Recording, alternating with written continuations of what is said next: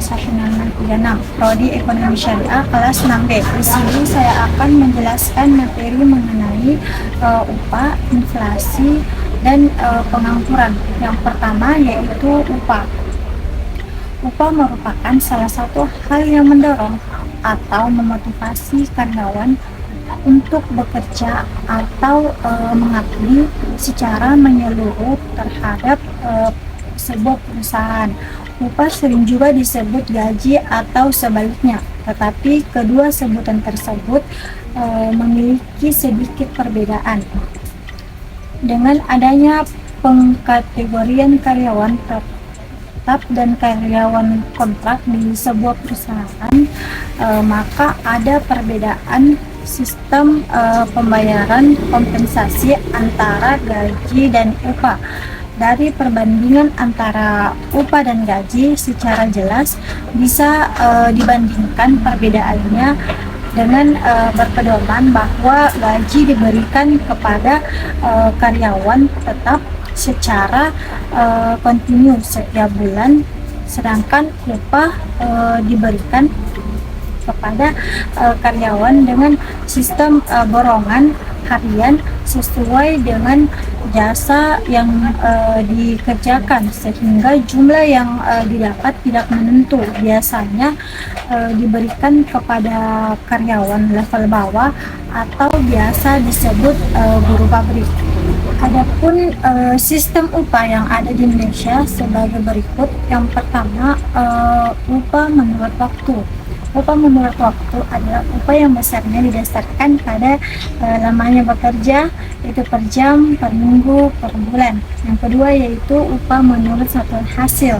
Nah, upah menurut satuan hasil sini adalah upah yang besarnya berdasarkan jumlah barang yang dihasilkan oleh pekerja, yaitu per potong, per barang, per berat. Dan yang ketiga yaitu upah borongan, adalah upah yang berdasarkan kesepakatan antara pemberi dan penerima pekerjaan. Dan yang keempat yaitu sistem bonus. Sistem bonus di sini adalah pembayaran tambahan di luar upah sebagai perangsang bagi pekerja agar bekerja lebih baik lagi. Dan yang kelima yaitu sistem mitra usaha. Sistem mitra usaha di sini adalah pemberian upah dengan diwujudkan dalam bentuk saham perusahaan. Dan yang selanjutnya yaitu jenis-jenis upah.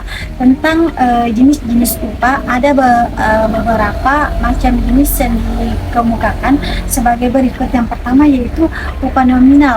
Yang dimaksud dengan upah nominal di sini ialah sejumlah uang yang dibayarkan kepada karyawan yang berhak secara tunai sebagai imbalan atas pengerahan jasa-jasa atau pelayanannya sesuai dengan ketentuan-ketentuan yang terdapat dalam perjanjian kerja di bidang industri atau perusahaan ataupun dalam sebuah organisasi kerja, di mana ke dalam upah tersebut tidak ada tambahan atau keuntungan yang lain yang diberikan kepadanya. Dan yang kedua yaitu upah nyata atau real wages. Yang dimaksud dengan upah nyata adalah upah uang yang nyata yang benar-benar harus diterima oleh seseorang yang berhak. Upah nyata ini ditentukan oleh daya beli upah tersebut yang akan banyak tergantung dari besar atau kecilnya jumlah uang yang diterima, besar atau kecilnya biaya hidup yang diperlukan.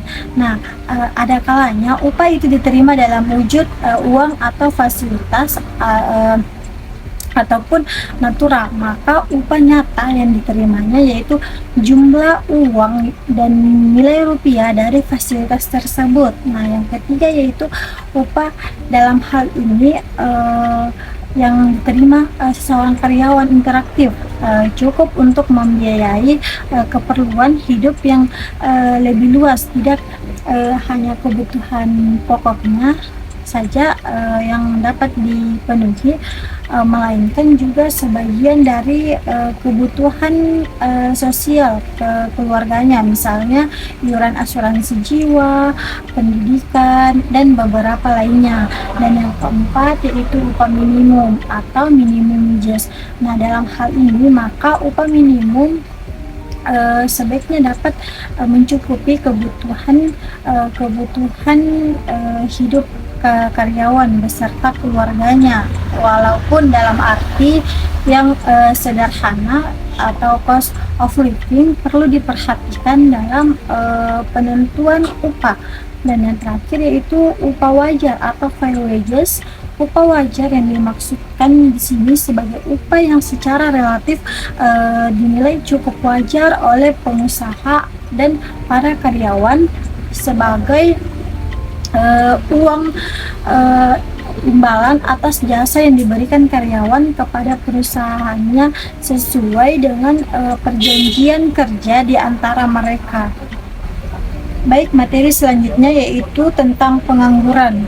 Nah, pengangguran adalah untuk orang yang tidak bekerja sama sekali, sedang mencari pekerjaan, bekerja kurang dari 2 hari selama seminggu, atau seseorang yang sedang berusaha mendapatkan pekerjaan yang layak. Angka pengangguran sebanyak 7 Nah, juta orang pengangguran seringkali menjadi masalah dalam perekonomian karena dengan adanya pengangguran, produktivitas dan pendapatan masyarakat akan berkurang sehingga dapat menyebabkan timbulnya kemiskinan dan masalah-masalah sosial lainnya. Pencarian kerja adalah proses pencocokan pekerja dengan pekerjaan yang sesuai. Adapun jenis-jenis pengangguran sebagai berikut. Yang pertama yaitu pengangguran terbuka. Nah, pengangguran yang terbuka ini yang tidak memiliki pekerjaan, bisa jadi karena belum mendapatkan pekerjaan atau memang tidak mau bekerja.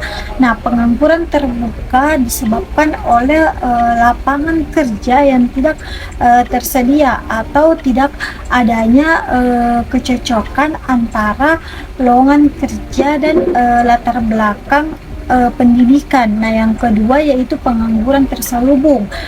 Pengangguran terselubung ini terjadi karena tenaga kerja yang tidak bekerja secara optimal atau produktivitasnya rendah. Nah, kondisi ini bisa disebabkan karena ketidaksesuaian latar belakang pendidikan atau pekerjaan yang tidak sesuai dengan bakat atau kemampuan pekerja. Nah, yang ketiga yaitu pengangguran psikikal. Pengangguran ini terjadi karena adanya perubahan dalam kegiatan perekonomian negara. Mundurnya perekonomian akan mengakibatkan daya beli masyarakat yang juga menurun, sehingga perusahaan akan mengurangi produksi dan memberhentikan karyawannya. Nah, yang selanjutnya yaitu pengangguran struktural. Kondisi ini disebabkan oleh adanya perubahan struktur perekonomian yang memerlukan keterampilan baru. Hal tersebut dapat mengakibatkan pencari kerja tidak mampu memenuhi persyaratan yang ditentukan oleh pembuka lapangan kerja. Nah, yang selanjutnya yaitu pengangguran friksional. Kondisi ini terjadi karena adanya kesulitan mempertemukan pihak pencari kerja dengan pihak yang menyediakan lapangan kerja. Hal ini disebabkan karena adanya kondisi atau kendala informasi, waktu ataupun jarak geografisnya. Nah, dan yang keenam yaitu pengangguran teknologi. Nah, pengangguran ini disebabkan oleh adanya perkembangan teknologi yang menyebabkan tenaga kerja manusia diganti menjadi mesin ataupun robot.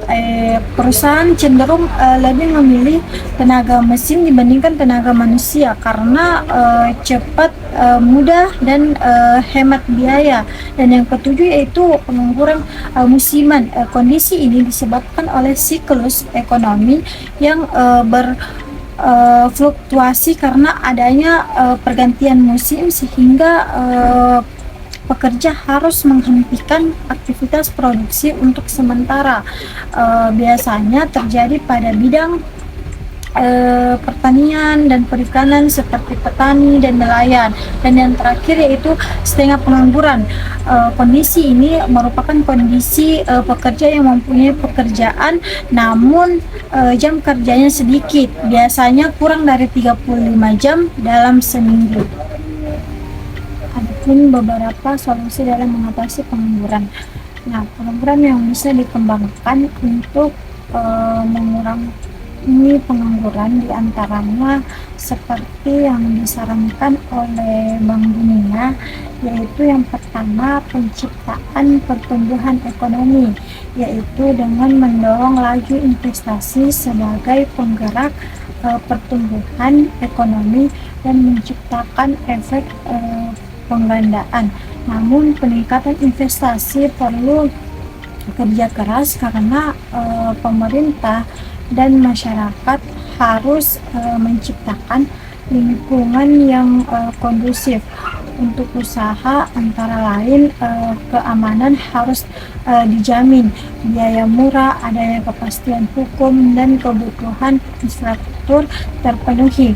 Nah, yang kedua yaitu fleksibilitas dan investasi tenaga kerja. Berkaitan dengan tenaga kerja, saat ini pengusaha merasa beban yang harus ditanggungnya menjadi semakin berat, khususnya terhadap pekerja yang keluar karena harus memberikan pesangon yang tinggi. Nah, yang ketiga yaitu penciptaan lapangan kerja baru, yaitu perlu mendapatkan perbaikan adalah seberapa efektif penciptaan lapangan kerja tersebut dalam menyerap tenaga kerja yang benar-benar membutuhkan, seberapa efektif output yang dihasilkan dari lapangan pekerjaan tersebut, dan seberapa sesuai antara kebutuhan masyarakat dengan lapangan pekerjaan yang tersedia. Nah, materi yang terakhir yaitu inflasi. Nah, inflasi adalah suatu gejala di mana tingkat harga umum mengalami kenaikan secara terus-menerus.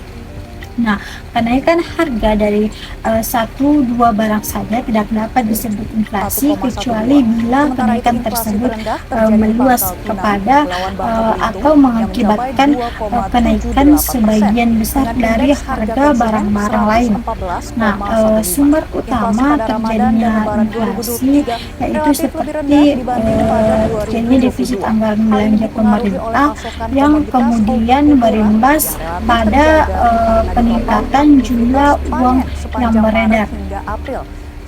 Nah, adapun solusi dalam mengatasi inflasi ini yaitu dalam menyikapi inflasi agar tidak menjadi masalah yang berkepanjangan dan tidak berpengaruh besar terhadap kondisi perekonomian di Indonesia, maka pemerintah melakukan berbagai kebijakan untuk mengatasi inflasi.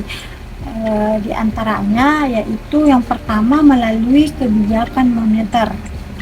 Nah, kebijakan moneter adalah kebijakan yang bertujuan untuk meningkatkan pendapatan nasional dengan cara mengubah jumlah uang yang beredar.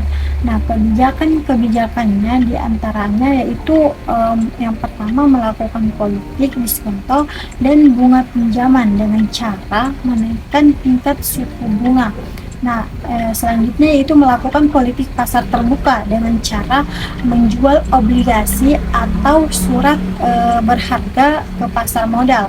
Nah, yang selanjutnya yaitu meningkatkan cash ratio dengan cara menaikkan cadangan uang kas yang ada di bank sehingga uang bank yang dipinjamkan kepada debitur atau masyarakat menjadi kurang sehingga dapat mengurangi jumlah uang yang beredar. Nah, yang selanjutnya itu melakukan penggadaian dan pengawasan kredit secara selektif.